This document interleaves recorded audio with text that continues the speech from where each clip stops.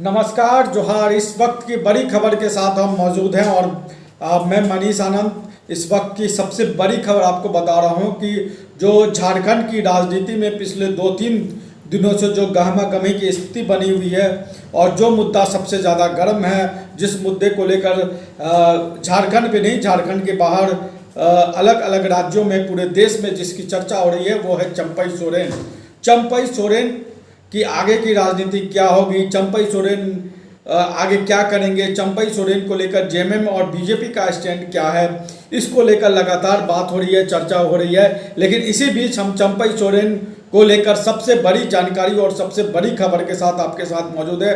और सबसे बड़ी खबर यह है कि चंपई सोरेन के तेवर नरम पड़ गए हैं, यानी कि चंपई सोरेन जिनका झुकाव बीजेपी की तरफ दिख रहा था, या ये कयास लगाए जा रहे थे पिछले 2-3 दिनों से कि चंपई सोरेन बीजेपी के साथ जा सकते हैं, बीजेपी की सदस्यता ले सकते हैं। इस बीच में खबर ये आई है कि झारखंड लौटने के साथ ही चंपई सोरेन के तेवर नरम पड़ गए हैं और चंपई सोरेन की जेएमएम प्रमुख सुप्रीमो शिबू सोरेन, जिसको वो गुरु जी कहते हैं और झारखंड की राजनीति में उनको दिशुम गुरु माना जाता है, उनसे 2 बार फोन पर बातचीत हुई है। और उस फोन पर बातचीत के बाद चंपई सोरेन ने अपने तेवर को नरम कर दिया। चंपई सोरेन के तेवर नरम पड़ गए हैं और जो बातें कही जा रही थी, रविवार को उन्होंने जिस तरीके से पोस्ट किया था उसमें उन्होंने दिखाया था कि किस तरीके से उनको मुख्यमंत्री पद से हटाया गया, उनको लगा कि उनका अपमान हुआ है। लेकिन उस पूरे लंबी चौड़ी चिट्ठी में या लंबी चौड़े पोस्ट में ही चंपई सोरेन ने कभी भी झारखंड मुक्ति मोर्चा को तोड़ने की बात नहीं कही, झारखंड मुक्ति मोर्चा को कमज़ोर करने की बात नहीं कही। उन्होंने कभी ये नहीं कहा कि वो झारखंड मुक्ति मोर्चा को तोड़ना चाहते हैं या कमज़ोर करना चाहते हैं। उन्होंने अपनी बातें रखी, अपनी पीड़ा रखी।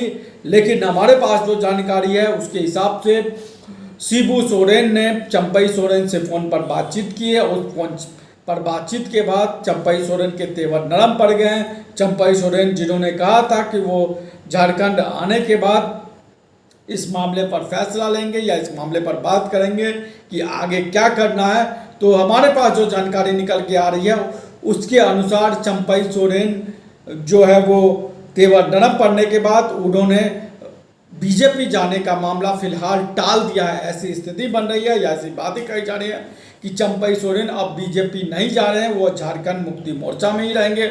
उन्होंने कहा है कि गुरु जी उनके लिए भगवान हैं, यानी कि गुरु जी का जो आदेश होगा उसको वो पालन करेंगे। और चंपई सोरेन ने हमेशा जब वो मुख्यमंत्री बने तब भी और मुख्यमंत्री पद से हटने के बाद भी उन्होंने शिबू सोरेन के प्रति अपनी आस्था हमेशा दिखाई है। और जब वो मुख्यमंत्री बने उस समय भी मुख्यमंत्री बनने के बाद सबसे पहले वो शिबू सोरेन से ही आशीर्वाद लेने गए थे। और जो पूरा राजनीतिक संकट एक तरीके से झारखंड मुक्ति मोर्चा को लेकर कही जा रही थी कि राजनीतिक संकट आ गया है, चूँकि कोल्हान टाइगर के नाम से मशहूर चंपई सोरेन, ऐसे कहा जाने लगा कि चंपई सोरेन बीजेपी जा सकते हैं, उससे जेएमएम को राजनीतिक नुकसान हो सकता है।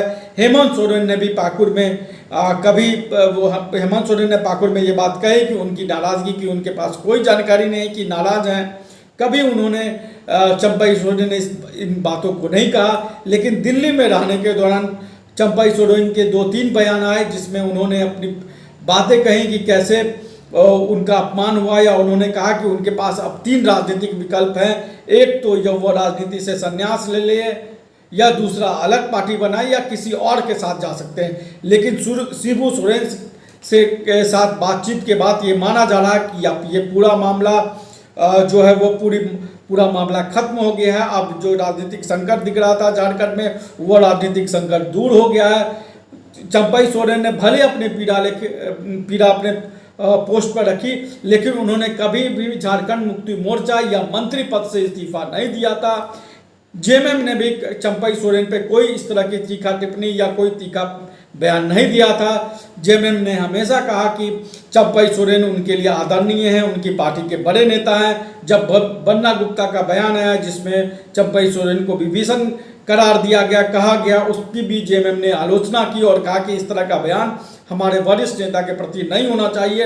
और जिस तरह का रिस्पांस चंपई सोरेन को बीजेपी से मिला और जो ये कहा जा रहा था कि बीजेपी के नेताओं से उनकी दिल्ली में बातचीत होगी और बीजेपी के किसी नेताओं से उनकी ना बातचीत हुई ना मुलाकात हुई। उसके बाद चंपई सोरेन ने दिल्ली से झारखंड आने का, वापस आने का फैसला लिया। इसी बीच झारखंड आते ही शिबू सोरेन ने उनसे 2 बार फ़ोन पर बातचीत की और पूरा मामला, अब कहा जाए तो उस पूरा मामला समाप्त हो चुका है। अब चंपई सोरेन एक बार फिर से सरकार के साथ, हेमंत सोरेन के साथ दिख सकते हैं और जो जिस तरह का रिस्पांस चंपई सोरेन ने दिया है और जो बातें कही हैं उसके संकेत साफ हैं कि चंपई सोरेन अब झारखंड मुक्ति मोर्चा को छोड़कर बाहर जाते हुए नहीं दिख रहे हैं। हालांकि अब चंपई सोरेन के आधिकारिक बयान का हमें इंतजार है कि चंपई सोरेन, जब उम्मीद है कि वो बुधवार को कोई बयान दे सकते हैं मीडिया के सामने, उस समय चंपई सोरेन के आधिकारिक बयान का हमें इंतजार करना पड़ेगा कि अब चंपई सोरेन क्या कहते हैं। क्योंकि चंपई सोरेन बार बार ये कह रहे थे कि वो दिल्ली निजी काम के लिए गए थे। उन्होंने कभी ये नहीं कहा कि वो बीजेपी नेताओं से मिलने के लिए गए। तो अब हमें चंपई सोरेन के आधिकारिक बयान का इंतजार है, जब चंपई सोरेन इस पूरे मामले को लेकर कहेंगे। लेकिन जो स्थिति परिस्थिति बनी है और जो हमारे पास खबरें छन के आई हैं, उसके अनुसार झारखंड मुक्ति मोर्चा और झारखंड की राजनीति में जो एक राजनीतिक संकट दिख रहा था, वो राजनीतिक संकट अब समाप्त हो गया है। तो झारखंड की तमाम बड़ी खबरों के साथ, तमाम बड़े अपडेट्स के साथ, खास तौर पे पॉलिटिकल अपडेट के साथ हम आपके साथ ऐसे ही हमेशा हाजिर रहेंगे। आपको सारे अपडेट्स सबसे पहले देने की कोशिश करेंगे। आप हमारे चैनल को लाइक करें, सब्सक्राइब करें, कमेंट करें, जो सुझाव हो वो भी दें, हम उस पर अमल करने की कोशिश करेंगे। नमस्कार, जोहार।